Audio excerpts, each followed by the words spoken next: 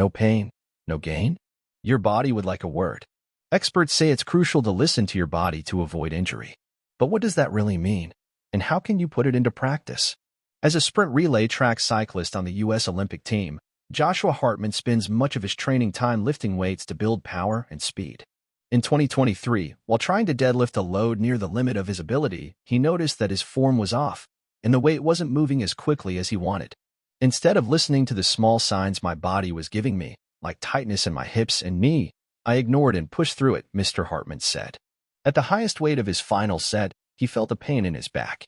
Hoping it was nothing, he moved on to the next exercise.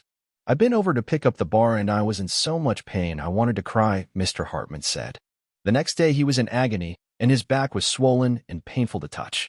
The diagnosis was a tissue tear, and he was ordered to stop training, jeopardizing his shot at the October Pan American Games and perhaps even the 2024 Olympics. Elite athletes often walk a tightrope, pushing themselves hard while also listening to their bodies to avoid injury. The stakes are lower for the rest of us, but there is an important lesson to take from Mr. Hartman's experience. While challenging yourself is important, ignoring pain can lead to problems. Listening to your body doesn't mean stopping the moment your legs begin to ache or never stretching your limits. But it does involve bringing awareness to your workouts and a willingness to change your exercise plan when necessary. Recognize the wrong kind of pain. Aches and pains are part of exercising, said Dr. Jordan Metzel, a sports medicine physician at Hospital for Special Surgery, author and triathlete. If it doesn't hurt a little bit, you're probably not pushing hard enough, he said. The key difference between healthy discomfort and unhealthy pain is in whether it alters the mechanics of your movement. That's when you need to stop and take a rest day or see a professional. To learn to recognize changes in your form, practice body scans during your next workout session, said Sean McCann, a psychologist for the U.S. Olympic and Paralympic Committee. This might mean noticing how your legs feel when running on a flat surface as opposed to charging up a hill, or how your arm muscles feel when you add 10 pounds to your bench press. Notice the feeling of muscle soreness, which is normal, and watch out for joint pain, which is often a sign of trouble, Dr. McCann said. The discomfort may go away after your body warms up, but if it doesn't, it's probably time to turn around. If you're training for a 10K, for instance, and feel a twinge in your hip that hurts when you sprint, take some time off or switch to another exercise. This requires patience and discipline, he said. Manage discomfort with mindfulness.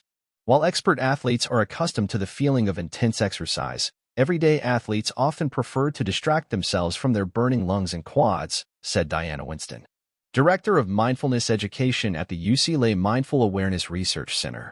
But she advises a different approach. Stop, take a breath, observe and proceed, or stop. If you're working through a set of back squats and begin to feel uncomfortable, take a moment to observe the sensations in your body. Are your muscles aching from the heavy barbell on your back and the effort it takes to come up out of the squat? Or are you experiencing a worrisome ache on one side of your back? You don't necessarily embrace the pain, Dr. McCann said, but you become familiar with it, and then you're more skillful at managing it, more skillful at interpreting what it means. Don't forget recovery.